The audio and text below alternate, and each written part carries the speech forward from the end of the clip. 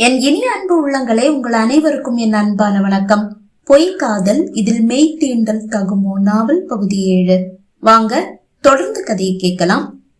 தூரிகை ஒரு அழகான நீல நிற சேலையை உடுத்தி மாடி இறங்கி வரும்போது மாடியை பார்த்தபடியே ஹாலில் வீல் சேரில் அமர்ந்திருந்த சிற்பி அவளது பாதத்தில் ஆரம்பித்து அவள் இறங்கி வர வர இறுதியில் அவள் முகத்தையும் பார்த்தான். சிற்பி தன்னை தான் பார்த்து கொண்டிருக்கிறான் என்று அறியாது தூரிகையும் அவனையே பார்த்தபடி மாடி இறங்கினாள். அவனால் யாரையும் பார்க்க முடியாது என்று அனைவரும் நினைக்கிறார்கள்.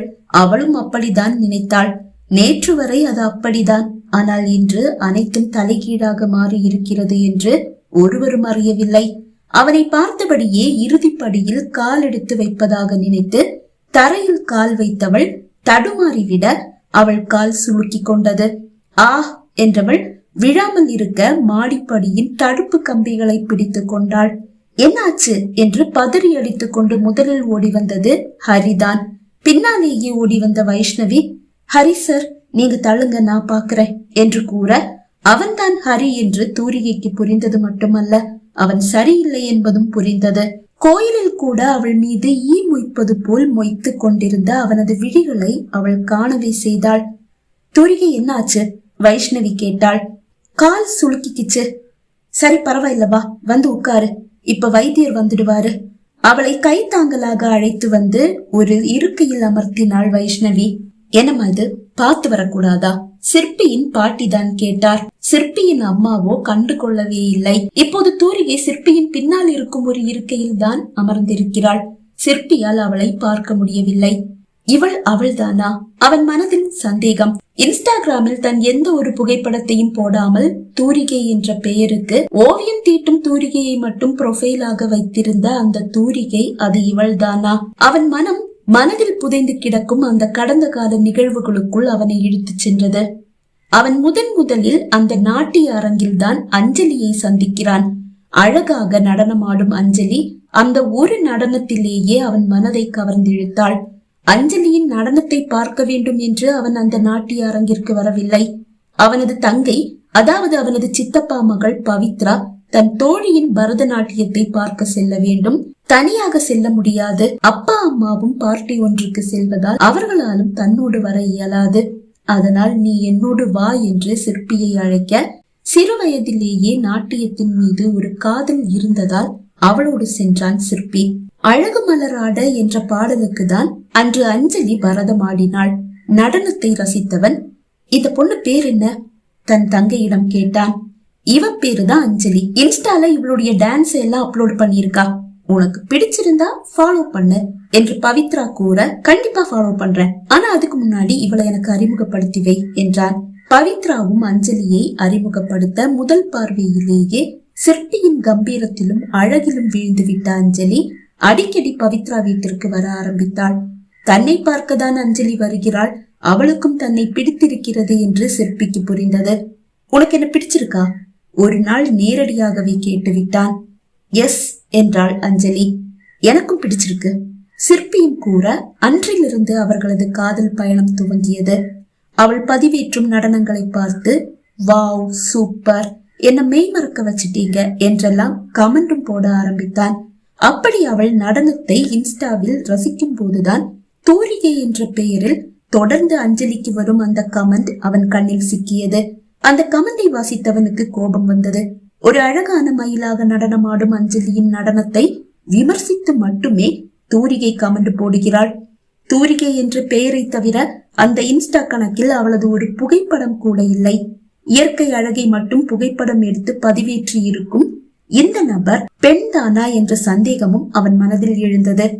அஞ்சலி மீது இருந்த காதல் தொடர்ந்து விமர்சனம் மட்டுமே போடும் தூரிகை மீது கோபமாக வெடிக்க, ஒரு நாள் அவளது விமர்சனத்திற்கு கடுமையான ஒரு பதில் அளித்தான்.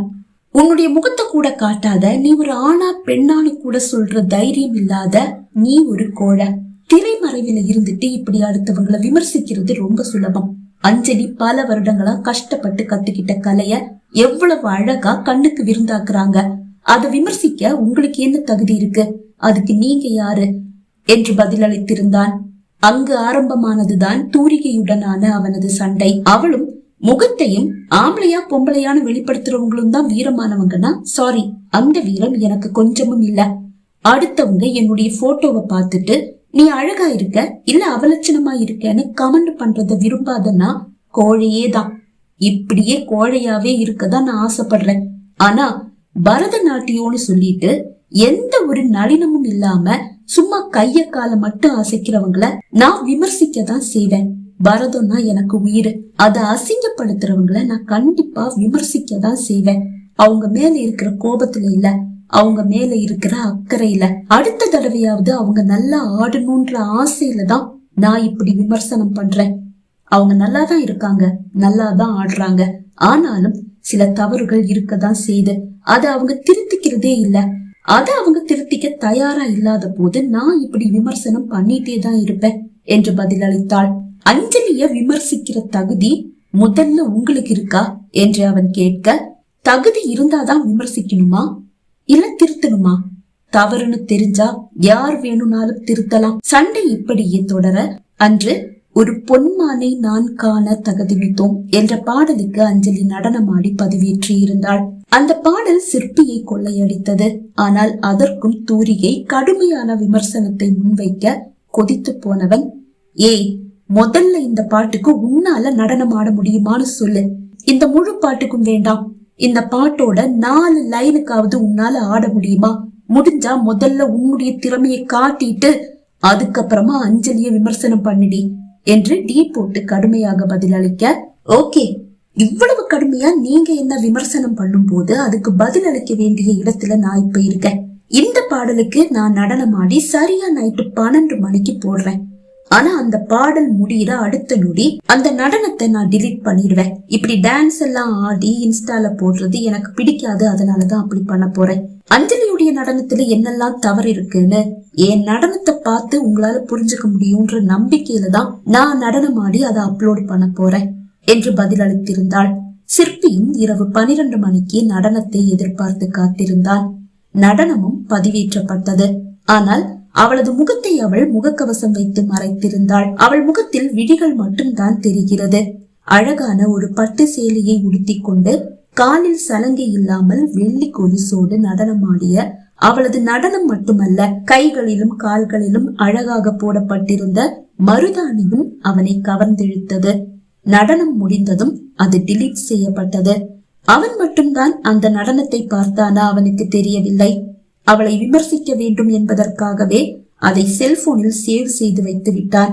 அந்த வீடியோவை அவன் ஒரு 1000 முறை பார்த்து விட்டான். விமர்சிக்க அதில் எதுவும் இருக்கவில்லை என்று மட்டுமல்ல, அஞ்சலியின் நடனத்தில் இருக்கும் தவறுகள் அவன் கண்ணுக்கு தெரியவும் ஆரம்பித்தது. இந்த நடனத்திற்கு என்ன பதில் அளிப்பது என்று அவனுக்கு தெரியவில்லை. தினமும் ஒரு 10 முறையாவது தூரிகையின் நடனத்தை பார்த்து அவன் ரசிக்க ஆரம்பித்தான். ஒரு வாரமாகியும் அவளுக்கு பதில் மட்டும் அளிக்கவில்லை. என்ன சார் பதிலிய காணோம்? என்னுடைய நடனத்தை பாத்தீங்களா இல்லையா? கண்டிப்பா பாத்திருப்பீங்க. விமர்சிக்க முடியாம வாயடைச்சு போயிட்டீங்க போல. தூரிகை திமிராக கேள்வி எழுப்ப, இன்று அவளுக்கு பதில் அளிக்க வேண்டும், அவள் திமிருக்கும் சேர்த்து பதில் அளிக்க வேண்டும் என்று முடிவு செய்தவன், நடனமாயது படு கேவலமாயிருந்தது. இவ்வளவு கேவலமா ஆடுற நீ அஞ்சலிய குத்தம் சொல்ல வந்துட்ட. மருதாணிய ஏதோ சாணிய வாரி பூசின மாதிரி பூசி இருக்க. உன்னுடைய டான்ஸ் தான் கேவலமா இருக்குன்னு பார்த்தா நீ வச்சிருந்த மருதாணி அதை விட கேவலமா இருந்தது. இப்படிதான் மருதாணிய வாரி பூசிப்பாங்களா? முதல்ல எப்படி நல்லா மருதாணிய வைக்கணும்னு கத்துக்க. அதுக்கப்புறமா நல்ல ஒரு குருவை வச்சு பரதநாட்டியத்தை கத்துக்க. அதுக்கப்புறமா அடுத்தவங்களை விமர்சனம் பண்ணலாம் என்று அநியாயத்திற்கு போய் சொன்னான். அதற்கு அவள் அளித்த பதிலை சிற்பி பார்க்கவே இல்லை. அன்றுதான் அவனுக்கு விபத்து ஏற்பட்டது. அவளது அழகான விழிகள், அவள் காலில் அணிந்திருந்த கொலுசு, அதன் சத்தம், அவளது கைகளிலும் கால்களிலும் போடப்பட்டிருந்த மருதாணியின் கலைநயம், இந்த 4ம் தான் அவள் தூரிகை என்று அவனுக்கு அடையாளம் காட்டுகிறது.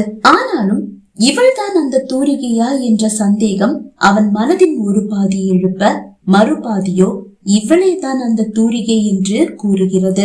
வைஷ்ணவி தூரிகையின் காலை எடுத்து தன் மடியில் வைத்து இதமாக தடவி கொண்டிருக்க வைத்தியரும் வந்து சேர்ந்து விட்டார்.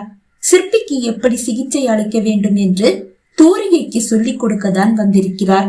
தூரிகையின் கால் சுளுக்கி இருப்பதை கண்டு தைலம் வைத்து தடவி ஒரு இழுத்துவிட, என்று சத்தமாக அவள் கத்தினாலும் அதோடு சுளுக்கு சரியாகிவிட்டது. சரிம்மா, மாடிக்கு போலாம் வைத்தியர் கூற, சிற்பியை அவனது அப்பாவும் இன்னும் 2 வேலையாட்களும் சேர்ந்து தூக்கி கொண்டு மாடிக்கு வந்தனர். அனைவரும் சிற்பியின் அறைக்கு வந்ததும் சிற்பியை படுக்கையில் படுக்க வைத்த வைத்தியர் தைலத்தை எடுத்து அவனுக்கு எப்படி போட்டுவிட வேண்டும் என்று தூரிகைக்கு காண்பித்தார். அதன் பிறகு, எங்க பாருமா, காலையில சிற்பிக்கு நாங்க தைலம் போட்டு விடுவோம். அதுக்கப்புறமா ஒரு 11 மணிக்கு நீ தைலம் போட்டு விடணும். ஒரு 2 மணி நேரம் கழிச்சு இதமான சூடு தண்ணியில உடம்பு ஃபுல்லா ஒத்தடம் கொடுக்கணும். அதுக்கப்புறமா சாப்பிட கொடுத்தா போதும். என்னென்ன சாப்பிடலான்னு நான் எழுதி கொடுத்திருக்கேன், அத பார்த்து சாப்பாட கொடுக்கணும். அதுக்கப்புறமா நைட் சாப்பிட்ட பிறகு ஒரு 9 மணி அளவுல தைலம் போட்டு விடணும். 1 வாரம் இப்படி செய்யணும். அதுக்கப்புறமா சிகிச்சை மாறும். அத நான் அப்ப சொல்றேன் என்று கூறியவர் ஒரு பெரிய பாட்டில் தைலத்தை தூரிகையிடம் கொடுத்து விட்டு விடை பெற்றுக் கொண்டார். பகுதி 7 நிறைவடைந்தது. பகுதி 8 உங்களை சந்திக்கும் வரை விடை பெறுகிறேன். நன்றி, வணக்கம்.